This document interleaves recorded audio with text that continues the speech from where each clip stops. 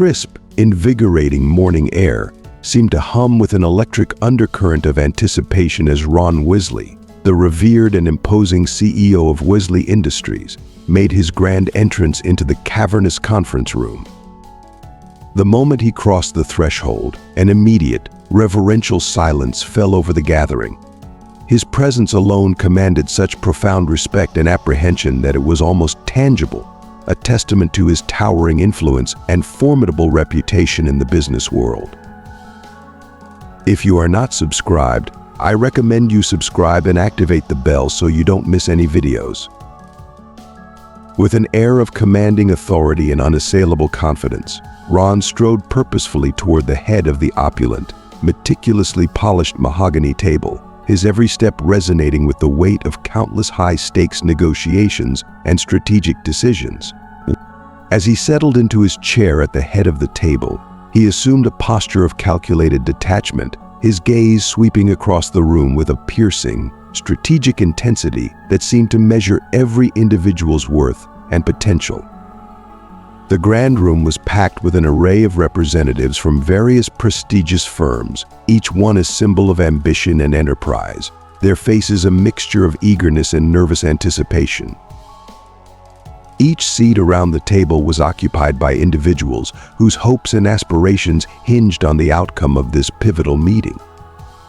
The air was thick with a heady mix of excitement and tension, as these potential partners and clients understood that securing a deal with Weasley Industries could not only elevate their own companies to new heights, but also shape the very future of their industries.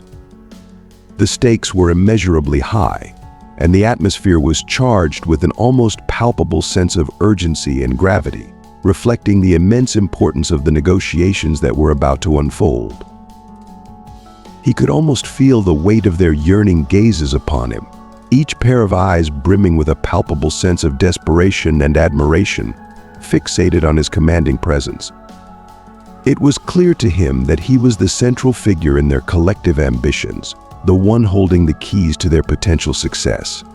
This awareness inflated his ego to grandiose proportions, allowing him to bask in the intoxicating power he wielded over the room. With every measured step he took and every calculated glance he cast, he reveled in the control he exerted, knowing that the fate of many rested on his decisions. As his cold, steely blue eyes scanned the assembly with their usual clinical precision, they suddenly froze on an individual who seemed to disrupt the seamless uniformity of the gathering. A few seats down, a young black woman sat with an air of quiet poise and readiness.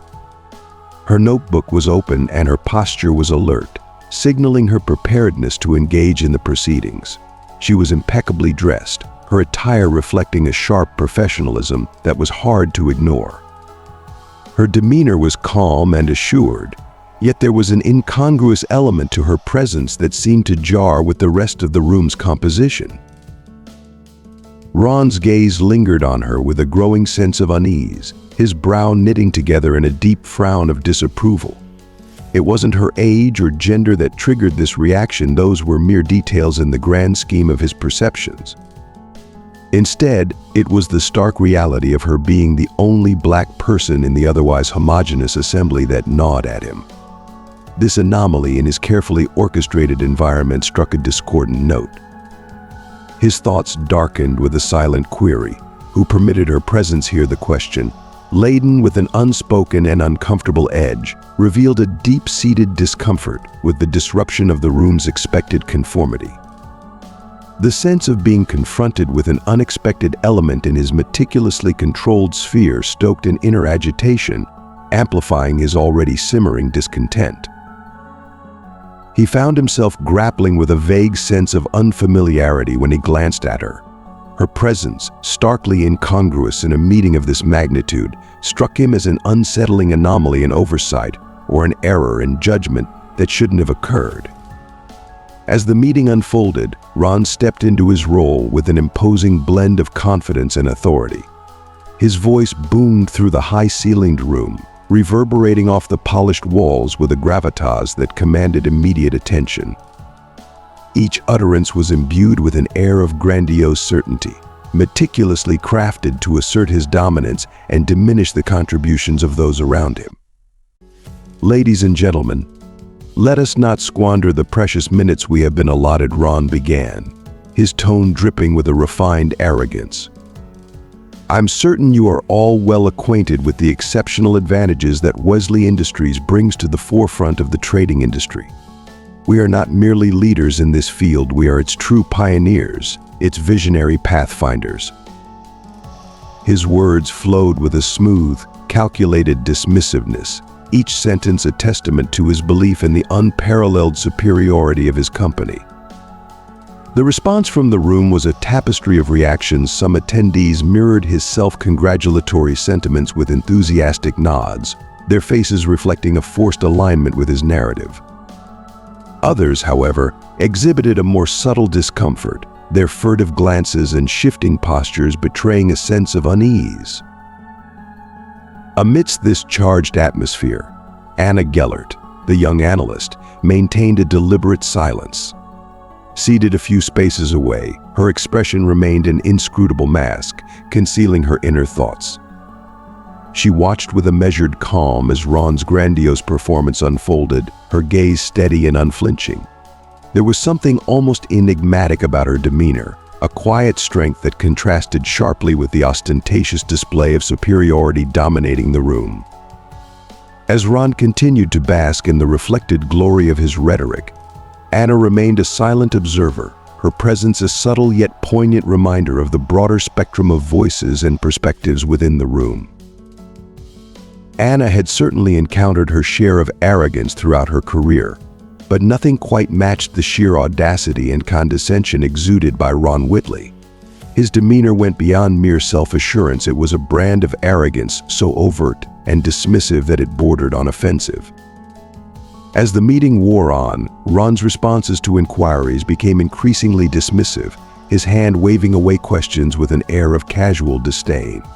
His answers were vague and self-serving, crafted more to display his inflated sense of superiority than to provide any meaningful insight. As she listened, Anna's initial discomfort morphed into a simmering irritation. Her mind worked furiously to dissect Ron's statements, searching in vain for any substantive information amidst his hollow boasts. The more he spoke, the more her frustration grew, but she remained focused on the pressing importance of the meeting. Her company had invested significant resources in this opportunity, and she was there as their representative, bearing the weight of their hopes and expectations. Determined to assert her position, Anna took a deep breath and gathered her composure. Clearing her throat to make herself heard, she prepared to challenge Ron on matters critical to her firm's interests. "Mr. Wesley, if I may interject," Anna said, her voice unwavering despite the underlying nervous flutter in her chest. "Your current trading model has indeed demonstrated impressive results historically. However, considering the rapidly evolving market dynamics, how sustainable do you foresee this model being over the coming years?" A profound silence fell over the room as Anna's question cut through the air, its audacity sending ripples of surprise across the attendees. Heads turned to her, their expressions a mix of astonishment and curiosity, reflecting the unexpected boldness of her challenge. Ron's initial reaction was one of stunned disbelief, his face contorting into a mask of irritation and incredulity. The cold, calculating gaze that had previously dominated the room now sparked with a darker, more turbulent intensity, as he struggled to reconcile his carefully curated image of invincibility with the direct and probing nature of Anna's inquiry. "And you are?" Ron's voice dripped with disdain, his smirk barely concealing his irritation. Anna Gellert, an analyst with Anna, began to introduce herself, but Ron cut her off with a dismissive chuckle. "An analyst," he repeated, the word laced with scorn. "Tell me, Ms. Gellert, from which community college did you graduate that gives you the audacity to question the sustainability of a model that has not only been proven but has thrived for years?" The veiled racism in his words was a heavy, oppressive presence that filled the room with an uncomfortable tension. Anna felt a surge of heat flush her cheeks as her heart pounded with a rapid, frantic rhythm. For a moment, she was stunned into silence, but she quickly steeled herself, determined not to let his offensive remarks unnerve her. "I graduated from the University of Chicago, Mr. Wesley," she replied, her voice steady and firm, as she tried to steer the conversation back to a place of professionalism. Ron's response was a derisive scoff, his head shaking in mock disbelief as he searched the room for an audience to validate his performance. "The University of Chicago," he echoed, a smirk playing at the corners of his lips.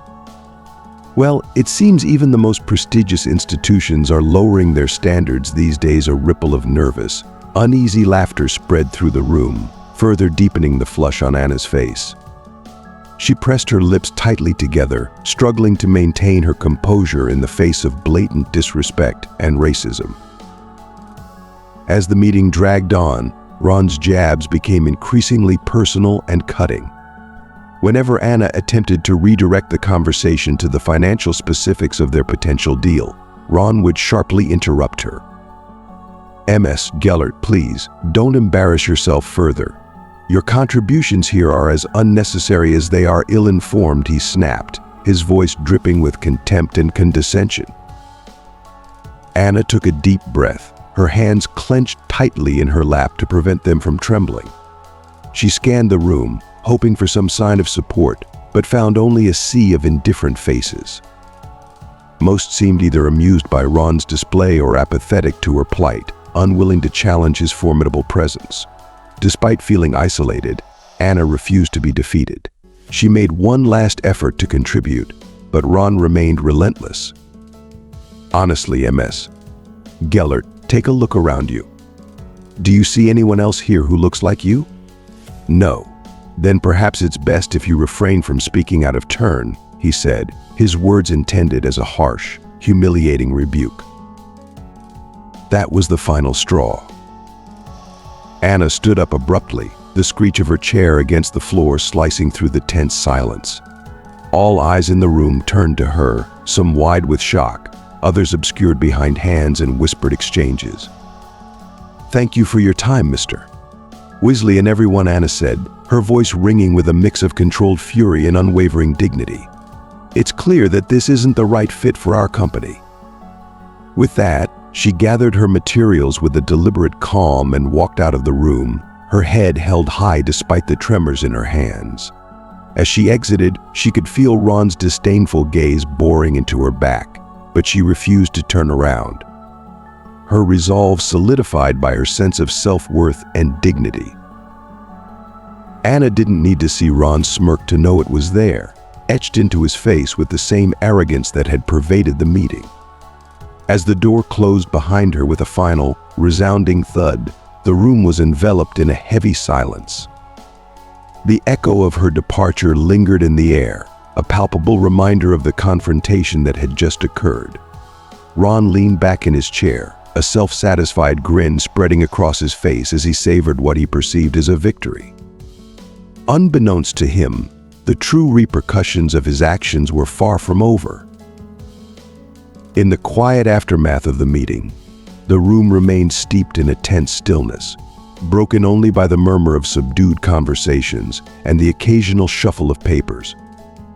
What Ron Wesley failed to realize was that his tirade against Anna had been captured in its entirety by a junior analyst from a rival firm. This individual, present in the room to observe rather than to participate, had discreetly recorded the exchange on their smartphone.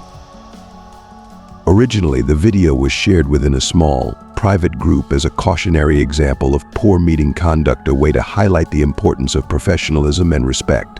However, the video's content, showcasing Ron's blatant arrogance and offensive behavior, quickly gained traction. What began as a private critique soon spiraled into a whirlwind of viral infamy across social media platforms. The footage, with its stark depiction of Ron's dismissive and racist remarks, spread rapidly, fueling a firestorm of outrage and discussion online. Social media users shared and commented on the video, amplifying its reach and sparking widespread condemnation. The once secure walls of the conference room could not contain the fallout, as Ron's actions became the focal point of public scrutiny and debate.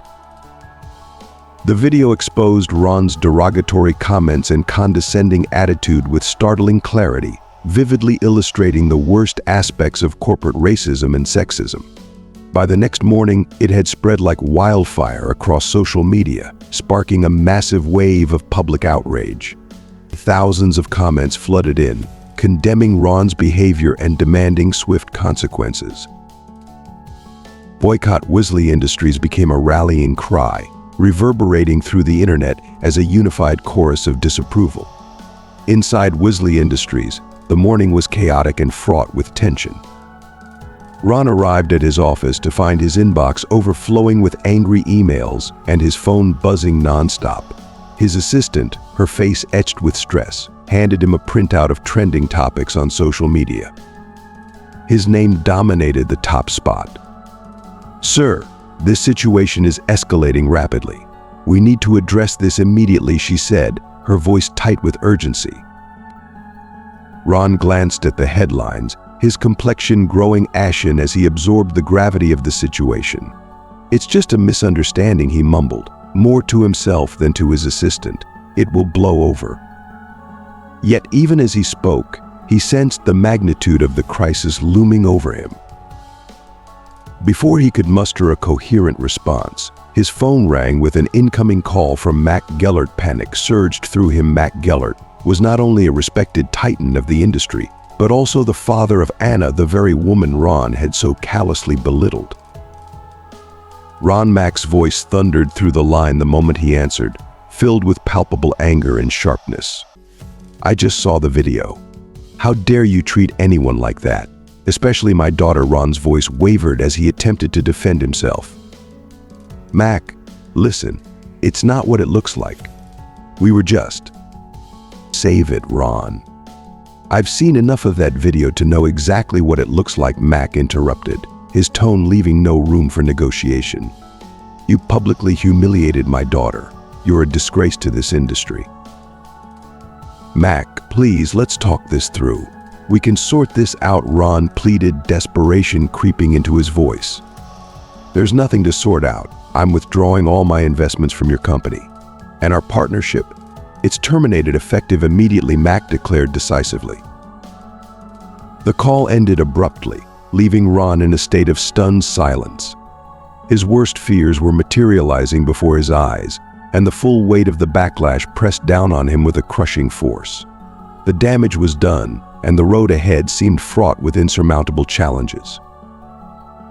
As he sat alone in his darkening office, Ron Weasley was consumed by a relentless replay of the meeting that had set his world on fire. Each word he had once wielded with arrogant confidence now echoed back at him with haunting clarity as the foundations of his empire crumbled. The viral video, initially a mere snippet of his downfall, had morphed into a powerful catalyst that accelerated his reckoning, a reckoning he had never anticipated. The headquarters of Weasley Industries, once a bustling hive of activity, now stood eerily silent. The corridors, which had once reverberated with the energy of a thriving business, were now vacant, save for a few remaining employees who moved with the solemnity of packing up their lives and careers. Ron watched with a heavy heart as the edifice of his life's work disintegrated under the crushing weight of his arrogance. The loss was not merely financial, it struck at the very core of his identity. The emotional toll was profound and humbling. In the solitude of his empty office, surrounded by the ghosts of his past successes, Ron grappled with the catastrophic fallout of his actions. The viral video had not only dismantled his professional life, but had also laid bare the ugly truths about himself. His initial reaction, a blend of anger and denial, gradually morphed into a profound and uncomfortable remorse. It became glaringly clear to Ron that any hope of recovery hinged on a fundamental transformation, not merely to salvage his career but to become a better person. He embarked on a rigorous journey of self-improvement, immersing himself in workshops on diversity, equity, and inclusion. He delved into extensive readings about racial biases and the critical importance of empathy in leadership. Each seminar served as a blow to his once unassailable ego, and each book held up a mirror reflecting his many failings. The process was grueling and painful, but with the discomfort came genuine growth. Ron began volunteering at nonprofits dedicated to racial justice, attempting to atone for his past by contributing positively to communities he had once disregarded. One particularly rainy Thursday afternoon, as Ron was busy organizing a fundraiser for a local charity, he received an unexpected call from Anna Gellert. He hesitated, memories of their last conversation flashing through his mind, her icy dismissal and his desperate apologies. "Anna," he answered cautiously. Anna's voice was calm, almost serene. "I've been following your efforts. It seems like you're genuinely committed to making a change." Ron's heart pounded with a mixture of anxiety and hope. "Yes, I am," Ron replied earnestly. "I've learned so much, and I am truly sorry for everything I said and did." "I know," Anna responded. "And while I appreciate your apology, I respect even more the actions you've taken since. It's not just about expressing regret, it's about enacting real change." Her acknowledgement, though subdued, sparked a flicker of hope in Ron's heart. "Thank you, Anna. That means a great deal coming from you." There was a pause before Anna spoke again. "I'm calling because I have a proposal for you. My company is launching a new division focused on fostering inclusivity within the business sector. We need someone who understands both the highs and lows of this industry. Someone who has lived through a significant transformation and can now champion it." Ron was taken aback. "Are you offering me a job?" "Yes, I am," Anna confirmed. "But I must warn you, it won't be easy. You'll start from the ground up, without any executive privileges. You'll need to prove yourself not only to me and the company, but to yourself and everyone you'll work with." Accepting the offer would mean stepping far away from the executive lifestyle he had known, embracing humility, and committing to hard work, a stark contrast to the privileges he had once taken for granted.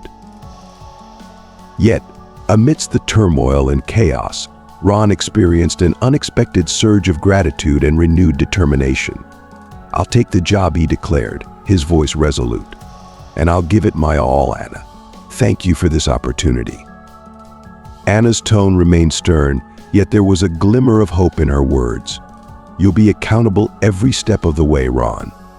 This is about more than just redemption, it's about true transformation." Ron nodded, fully understanding the gravity of her statement. "I understand, and I'm ready." The weeks that followed were a whirlwind of intense activity and introspection. Ron began his new role with a sense of humility and eagerness that was foreign to his former executive self. Every day was marked by new challenges, each task a lesson in humility and growth. His colleagues, initially skeptical and wary, observed his every move with cautious eyes. They knew of his past and remained unsure of his sincerity. Yet Ron approached every meeting and task with the enthusiasm of someone starting from scratch, absorbing feedback and criticism with an open heart and a willingness to learn. Ron's efforts to reinvent himself were met with tentative optimism. As he dedicated himself to understanding the complexities of diversity and inclusion, he found that his old arrogance began to erode. The change was gradual but noticeable. He began to build genuine relationships with his colleagues, who saw him as not just a man seeking redemption, but one genuinely striving to make a difference. Anna kept a close watch on Ron's progress, offering guidance while allowing him the space to grow and prove himself independently. Her support was unwavering, but so was her expectation for tangible change. Months later, during the annual company retreat, Anna approached Ron with a thoughtful expression. "I wasn't sure about this decision at first, Ron," she admitted, her eyes searching his for sincerity. "I took a significant risk by giving you this chance." Ron met her gaze with a steady, grateful look. "I know, Anna, and I can't express how thankful I am for this opportunity. You've helped me become not just a better leader, but a better person overall." Anna's eyes softened, a genuine warmth emerging. Just keep doing the work, Ron. Show that change is possible and that people can evolve. As he stood there, surrounded by colleagues who had come to respect him for his commitment and humility, Ron felt a profound sense of redemption and newfound purpose.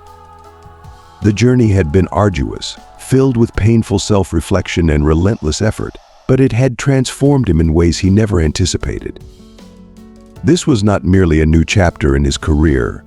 It was a pivotal chapter in his life, one where he could contribute authentically and positively to the world around him. Looking ahead, Ron knew the road was still long and fraught with challenges, but each step forward was a testament to his dedication and growth. With every challenge he faced and every lesson he learned, he embraced the opportunity to make a meaningful impact, fully aware that the journey was not just about rebuilding his career, but about reshaping his identity and values. As we wrap up today's story of transformation and redemption, we're left with powerful lessons about humility, personal growth, and the profound impact of second chances. Ron Wesley's journey from arrogance to genuine self-improvement highlights how facing our mistakes and committing to change can lead to meaningful and lasting growth. What have you learned from this story? How can you apply these insights to your own life? Share one thing you've learned and how you plan to bring it into practice in the comments below. We'd love to hear your thoughts and experiences. If you enjoyed this video and found it insightful, please leave your comment below. And don't forget to like, share, and subscribe to our YouTube channel for more content like this. Your support helps us continue to bring you inspiring stories and valuable insights. Thank you for watching.